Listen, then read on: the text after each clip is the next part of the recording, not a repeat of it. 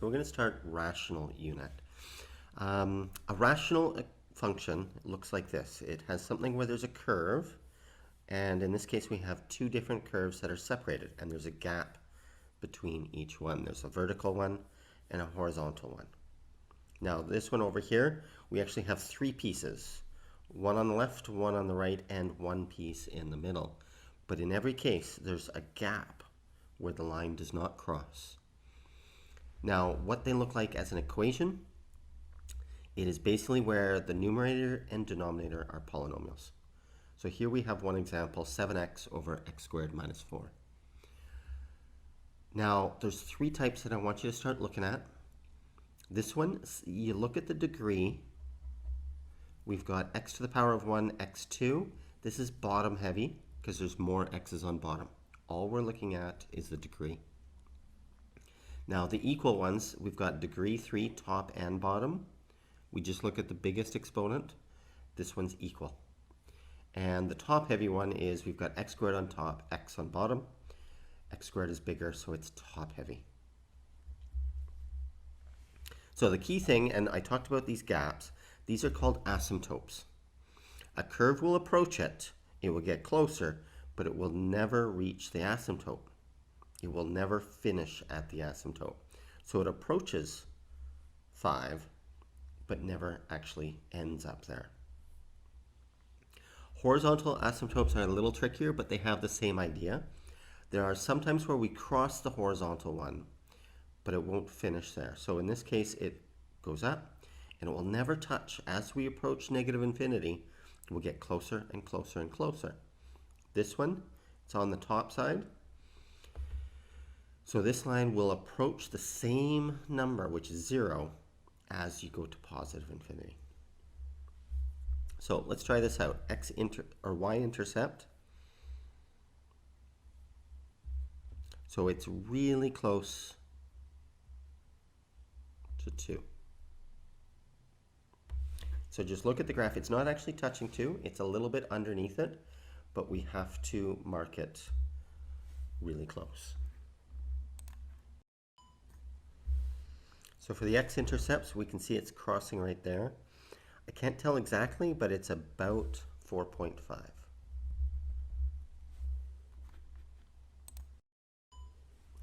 For the vertical asymptote, this is the vertical gap that we have here. The line cannot cross or touch this asymptote. So we have to write it as a line. So it's x equals 5, everything up and down. Horizontal, it crosses at 2, so the line is y equals 2. Don't forget to put the x and the y in those.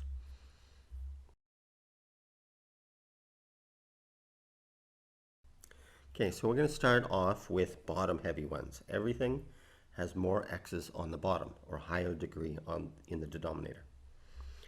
So, to figure out where this goes, we know it's going to come in from the sides, but we don't actually know where it's going to start curving and where it's going to hit. The first thing we want to look at is the bottom. This tells us the vertical asymptote. So x plus 3 equals 0. And so we're just changing it. It's plus 3, but it becomes minus 3. And that's our vertical asymptote. Now the other thing about bottom heavy functions, the horizontal asymptote is y equals 0. So this horizontal asymptote will be the same for all 4 of these because they're bottom heavy. So now to figure out exactly where it goes, I'm going to pick some x's, and here's where it's tricky.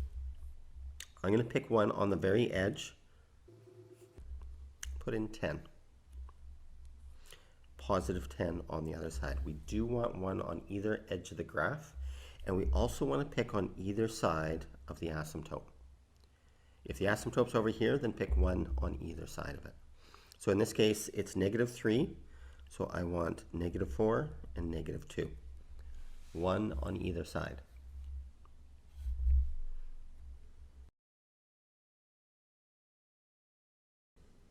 And so I plug this in. negative 10 plus 3, and I figure out the answer. And a lot of these will be really small numbers, but we need that little bit to know that it's under 0. So now I'm going to take negative 4.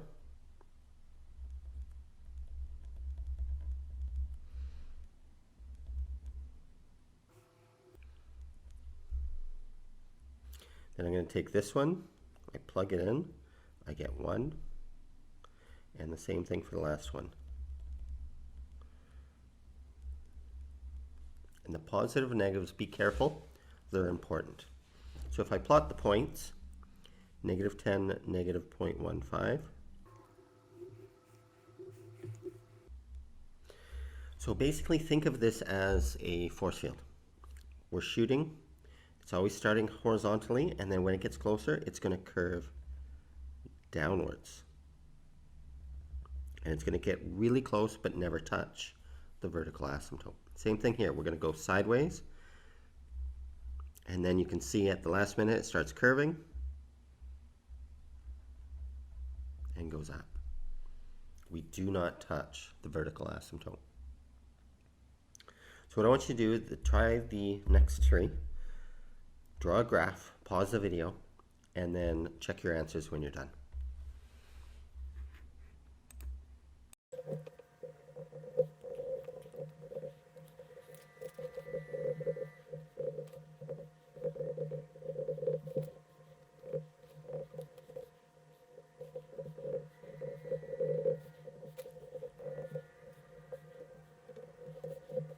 Now this one here, you can see that it's got a bigger curve going on.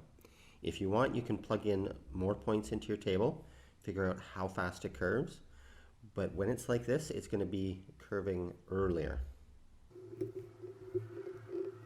So when there's a 1 on top, it curves at the last minute. It's a very sharp corner.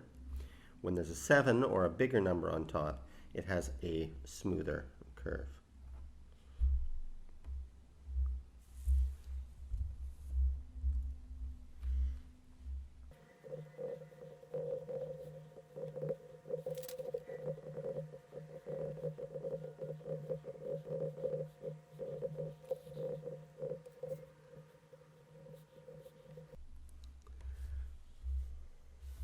So this one here, the vertical asymptote is negative 6, and just like all bottom heavy ones, horizontal at 0.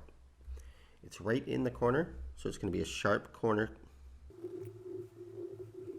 like that, never touching the asymptote. Now there might be some more complicated ones that can touch and cross over the horizontal, but we never cross the vertical.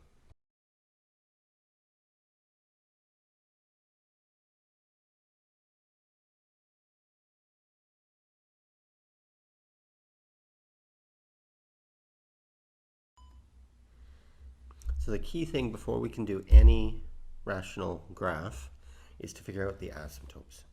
So we always look at the denominator and what makes it 0. Well, this one's easy. If x is 0, we get an asymptote. So it's undefined at x equals 0. The asymptote is x equals 0. That's the line that goes straight up the middle. Now this one too, you can write out 6x equals 0. Not allowed. X cannot be 0. Even though there's a coefficient in front, the asymptote is still x cannot be 0. This one, the asymptote is x equals negative 7. Basically, x cannot equal negative 7. So this is the undefined value. This is the line of the asymptote. This one we have to factor first, and we have 2 asymptotes in this one. So we cannot cross this line. The 2 asymptotes, x equals 2, x equals negative 2.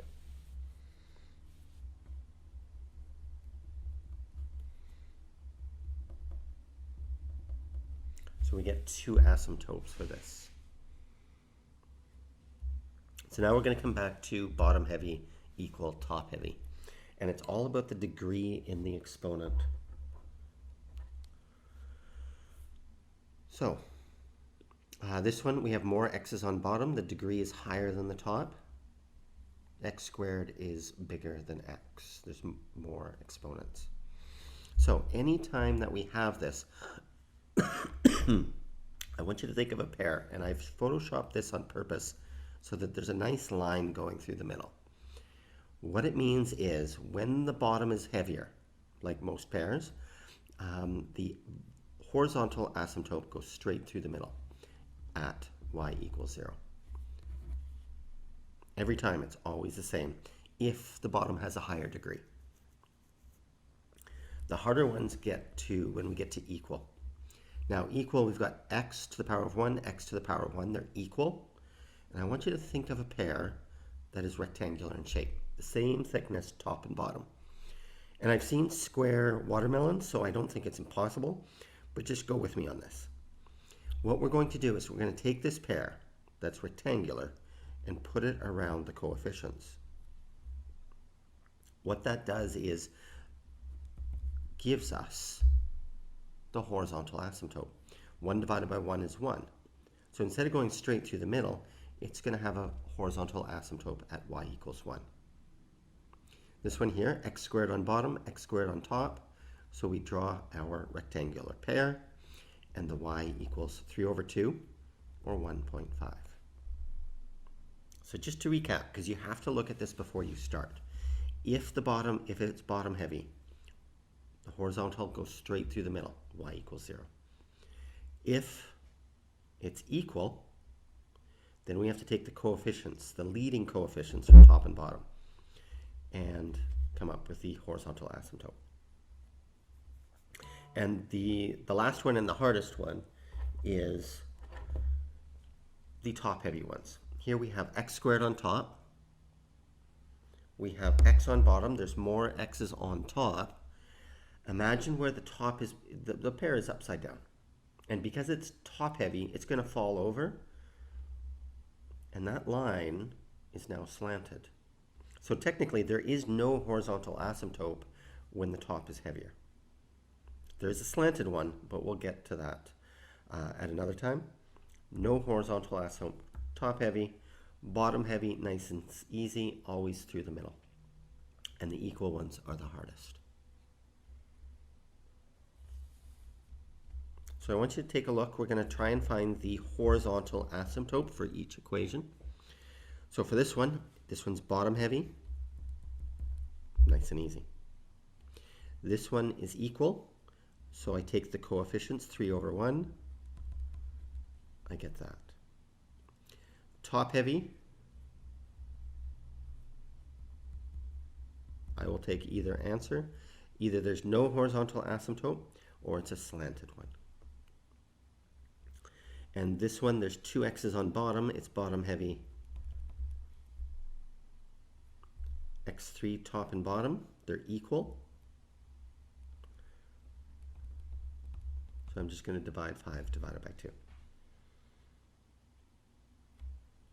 So we can try this out. We've got 2 with equal. So I've got 1 and 1. So the horizontal is 1, and the x cannot be 0.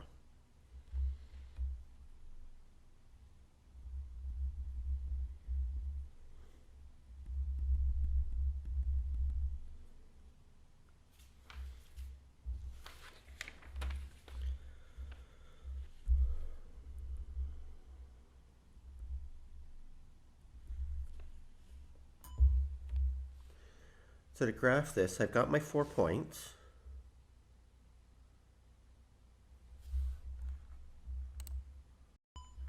So I've got my 4 points now that I can graph it. So negative 10.5, and it's just under the horizontal asymptote. Negative 1, negative 4, 1, 6, and 10, 1.5, just above the horizontal asymptote.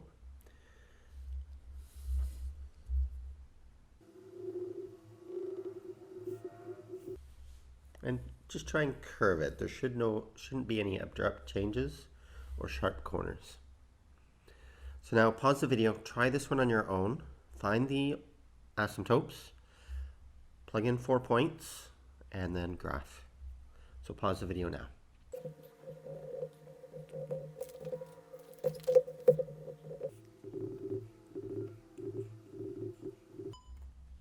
So one good habit to do is just double check with common sense once you're finished. I plugged in my points and I put the points on the graph. And this one is nice. Both points are in this section of the graph. The curve will not cross the horizontal asymptotes. I had 2 points and they're crossing. They're in 2 different sections. So once I went back, I realized that I had the wrong numbers plugged in, and so I needed to fix it. So these curves should not cross these lines, and this one's very far down, so it's going to be a very gradual curve like that. This one here, 4.75, and the point is off the graph, so I just curve it going up. So that's the goal with this. We should have 2 curves and definitely never crosses the vertical. And there we go.